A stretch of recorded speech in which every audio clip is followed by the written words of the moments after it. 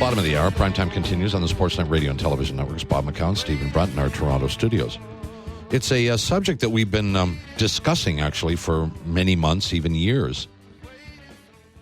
The notion that at some point in time, somebody may, and somebody actually has, tried to form a union or association for junior hockey players. And if that happens, what does it mean in terms of their needs, desires, demands? How would that impact the economics of junior hockey as we know it today? Well, there's been lots of saber rattling, lots of talk, but now there is fundamental action. A Toronto-based lawyer has filed a $180 million class action lawsuit seeking minimum wage compensation for CHL players. He wants a judge to rule the teams must start considering its on-ice talent as employees and approach their personal contracts accordingly. David Branch is the president of the Canadian Hockey League and commissioner of the OHL. Hello, David. How are you? Hey, Bob. I've had better introductions, but good. It's not in reference to you, obviously, but, it's not like you didn't see this coming, we didn't see this coming. Stephen and I have talked about this for a long period of time. You and I and Steve have talked about it a couple of times over the past, I don't know, I want to say 18 months or so. But here it is. An action has actually been filed. This isn't a threat. This isn't an attempt to organize an association or a union. This is an actual action. So give me your general reaction to this now that you've had a chance to look at it.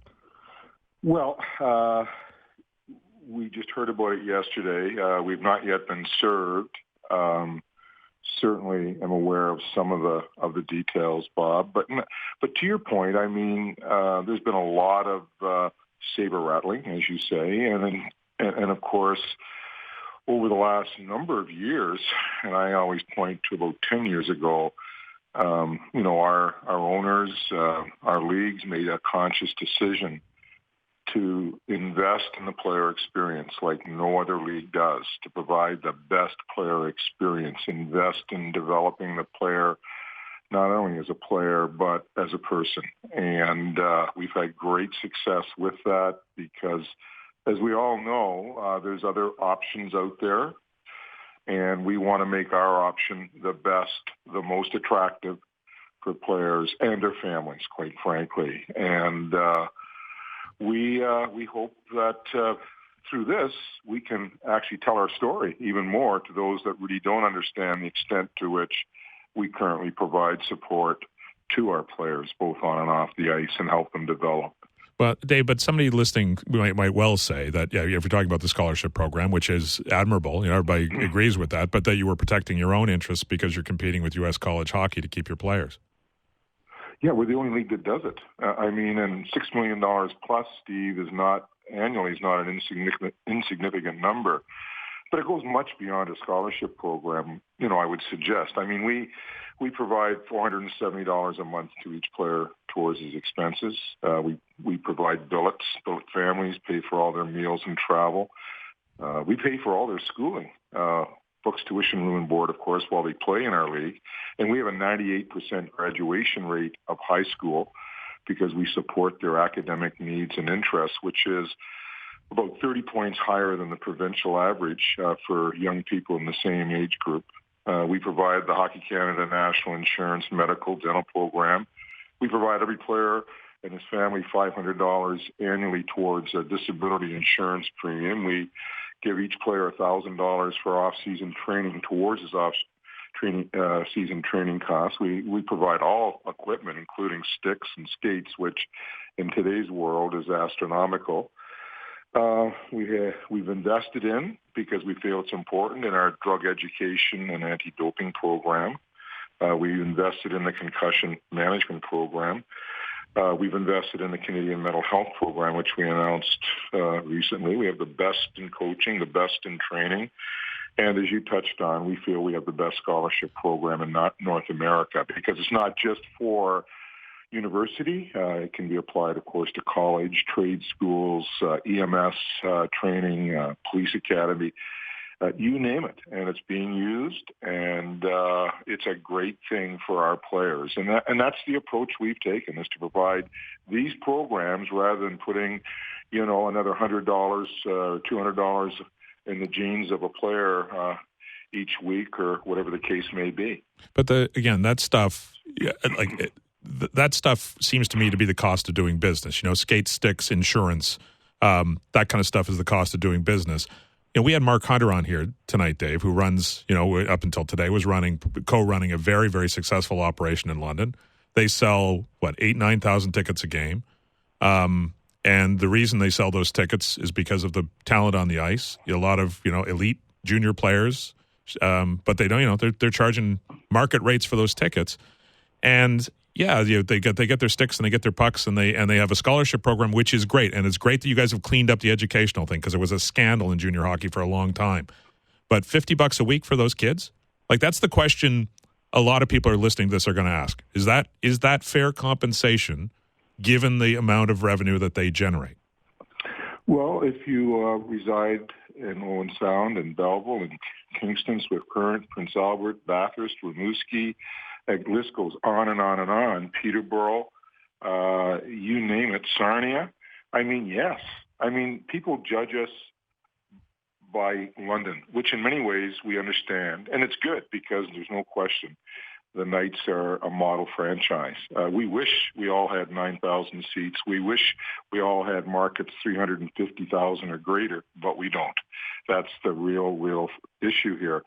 And we blend things together. We do have some revenue sharing programs in place to help subsidize the smaller markets.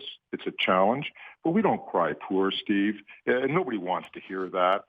We get enough of that in our daily lives. But Dave, it would seem though, and again, I understand that there's market differentials, and I know London's not everywhere, right? I understand that, but it's a business.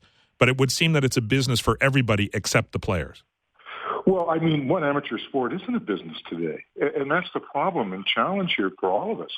Ask parents; they're so glad to hand their son over to us after spending, $15,000, $20,000 a year to play AAA hockey by way of cost. They recognize and appreciate what we're doing, what we're providing, and we do it better and provide more than any other league, Stephen. But no one's selling tickets to watch for those kids to play, watch those kids play midget or bantam hockey. This is a different kind of business, right? Yeah, no, I beg to differ. There's all sorts of leagues that sell tickets. Yeah, we're not the only one. But are you going to but you can't compare the business model of a midget hockey team to a major junior team, can you? Oh, I wasn't. Not at all. Okay. No, not at all. No, I'm talking about other junior leagues that are out there that provide opportunities for players to come and play there, that do extremely well. And then, I wouldn't badmouth another league, but no one comes close to what we provide to the player. And we would rather, give the player this experience and invest in his development for his own benefit as a person than just give him minimum wage? You could do both. You could do both. Well, financially, we know we can't, and I really don't want to get into what programs would you pull back. That isn't what this is all about. We believe we will certainly demonstrate what we provide our players, the benefits they accrue, and hopefully take a stand for any number of other amateur sport leagues. I just want to clarify one probably minute, but I think important point. Mr. Charney is quoted as talking about paying kids $50 a week. Stephen alluded to that number a minute ago. Is that the right number? Did you not say earlier you pay in excess of $400 a month to kids? Yeah, that number is something that was part of our plan several years ago. We switched that and now call it an expense allowance, and it's $470 a month to players 19 and younger, and $900 a month to the 20-year-old overage players that play in our league, Bob. And it's just a case of trying to provide, a few more dollars for the players and their families, quite frankly. So the point is, though, the reference to $50 a week, that $50 stipend doesn't even exist anymore. That would be correct. Yes, okay. Absolutely. Let me get to the other point here, and this becomes important because and I know you've talked about it a lot, and we understand why. The educational program that you've instituted and operate, which allows for a young man who plays in the OHL or played in the OHL to get an education which is paid for essentially by the league. Again, Mr. Charney cites the case of a fellow by the name of Sam Berg, Bill Berg's son, the former Toronto Maple Leaf, who played 8 games with the Niagara Ice Dogs last year, suffered an injury. The lawsuit claims that Sam was told that if he played even one exhibition game, he'd be entitled to a 4-year scholarship. But when all was said and done, he wound up with a half a year of tuition to represent the amount of time he played. Do you want to address that? Well, let me speak around it because I really don't want to, get into specific details as it relates to the young guy, Sam Berg. But our scholarship program, which is second to none, you can guarantee it, for 4 years upon playing one game. That's an option that you can negotiate. Now, we define a guaranteed contract by saying even if you're cut by the team because it's deemed you do not have the necessary ability to play at that level, you're still entitled to your 4 years. We say that even if you're injured and unable to play, you are entitled to your 4 years of hockey or education paid. The only thing that will negate your contract then is if you quit the team. And that's the only element that will cause a contract that's been guaranteed for our team and our league not to respond to. But Dave, that contract's negotiable, right? So it's up to the player to try and get that out of the team? No, the 97% of our players have agents and representatives and the like. And yes, there's a negotiation process that certainly exists, Stephen. The minimum every player that gets and receives is 1 year of tuition and books for every year played. But you can enhance your education scholarship program if the team is willing to do that and the like. But I know we're not supposed to talk about the specifics here, but isn't he saying that he got a half a year? Got a half a year. No, actually, he's getting a full year, even though we define a full year as being on the team's roster as of the 10th of January of that year in which you played. But no, he's getting the league is responding with 1 year. Okay, so again, I just to understand this. I thought if you played one game, you were entitled to this if you presumably negotiated that. What's the January 10th thing? Well, we define a 1 year played as being on the roster as of the 10th of January. Half a year if you are on the team's roster, I believe, the middle of October, Stephen. I'm not absolutely certain. But, I mean, in this instance, it was a full year he's getting for the 8 games that he played. So nothing's locked in if you play one game or one exhibition game unless you and your agent manage to get that out of the team. I'm not sure if I understand the question. Well, it's locked in. Well, I thought this, again, it wasn't this. You can negotiate if your agent successfully negotiates with a junior team. You can be guaranteed your full scholarship even if you only play a game. Correct? Yes. But if you don't successfully negotiate that, you have to be on the team until January 10th in order to have qualified for in order to have played a quote year, which gets you what at minimum 1 year. Yes. Okay. But Stephen, there's other levels of negotiations. Like we have a policy in our league. You must provide an educational benefit to a player for playing one game. That's a rule of our league as well. But again, that sounds, Dave, forgive me, but that sounds more like a business to me, an entertainment business than it does an amateur sports organization. So what do we do, Stephen? Not give them anything? Is that what you're saying? No, I'm saying you should give more. But I'm just saying that's if I'm a player and part of what I'm negotiating for is this educational benefit that I thought everybody was entitled to automatically, then that sounds like a business negotiation to me, doesn't it? Well, I guess that is one way to put it. We put it as trying to protect and serve the best interests of the players. If they can get it. Well, they're given something, Stephen. Everybody gets something, and no other league gives it. So, I mean, why are we criticized for giving something when no one else does. And that's something that I think, we try and message out as well, that no one does it better. Well, if a kid plays in the NCAA, he's getting that, isn't he? Not necessarily. There's no guaranteed scholarships in the NCAA. That's a fact. I mean, indisputable. And you know what? Most of them are grant-made. You're not necessarily getting books and tuition. You're not getting necessarily all of your equipment. But I've had lots of friends whose kids have gone and played in the NCAA, and it's cost them a lot more money than they otherwise would have paid if he played in CIS hockey, Canadian University hockey. So, I mean, our program is far superior. And I'm not knocking the NCAA. It's good for many. I played NCAA. I mean, it's just a case of responding and investing where we think it's best to help the player progress, develop, as not only as a player, but as a person. Let me take a slightly different tack here. If this lawsuit were to be successful and you were mandated to pay every player $10 an hour. $11 an hour. Okay, $11 an hour. I was going to do easy math, but okay, complicate my life. $11 an hour times what, I don't even know how you'd calculate the work week, but let's say it's a 40-hour work week. Now you're talking $440 per player per week times, 23, 4 players, and on and on and on. Right. What's the impact to the Canadian Hockey League and to its individual franchises? Well, I can be. Is it put you out of business? Is it that bad?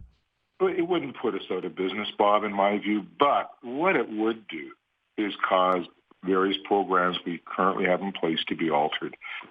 And we feel confident that if we were to walk into a room of players and parents and say, here's option A, minimum wage, versus here's option B, everything that we currently provide, based on feedback and our understanding, option B would be the way people would want to go. Have you presented it that way to various parents?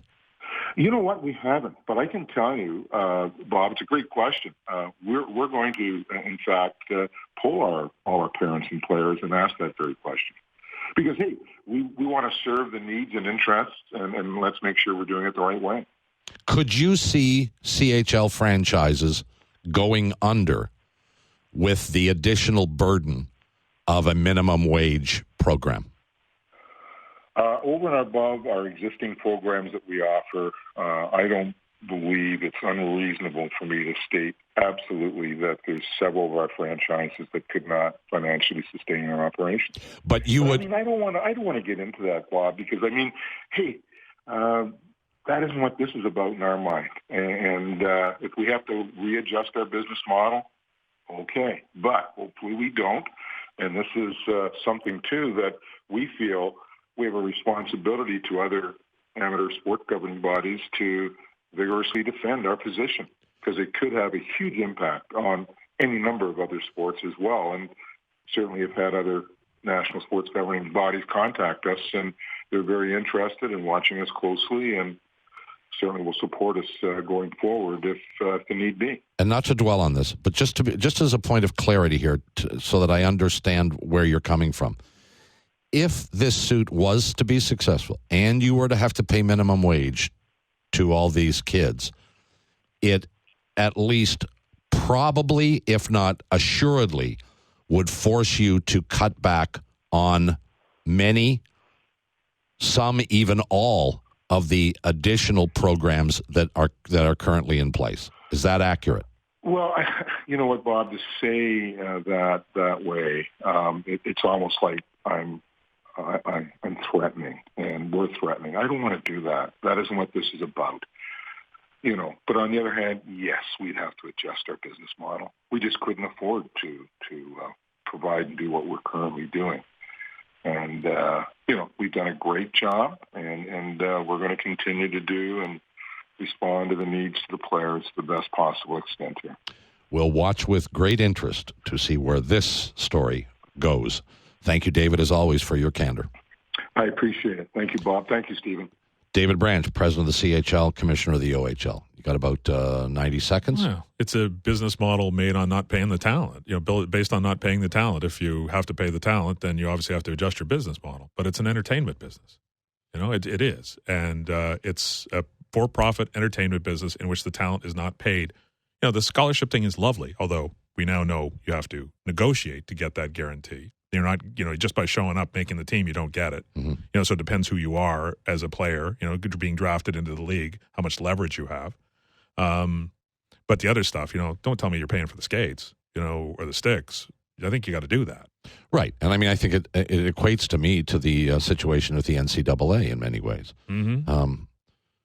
You mean in terms of the O'Bannon suit and the various things that are going on down? Sure. Exactly. Yeah. And we endorse the notion that the kids should get something. The issue is how much. Mm-hmm. In this case, the part that I'm trying to get my head around is they want minimum wage, which doesn't sound like much, but when you do the math and you add up all the dollars and cents, how many teams in the CHL can actually afford that? It'd be an interesting accounting, I would say. Well, and that's where I'm trying to get at.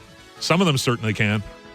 And would parents, if David goes to these parents and asks them, you can have this or you can have that?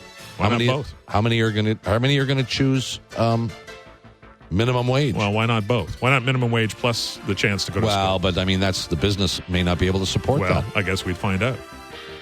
Well, maybe you have to choose before you get to find out, I suppose. Our thanks to Bob Elliott and David Branch for joining us. See you tomorrow.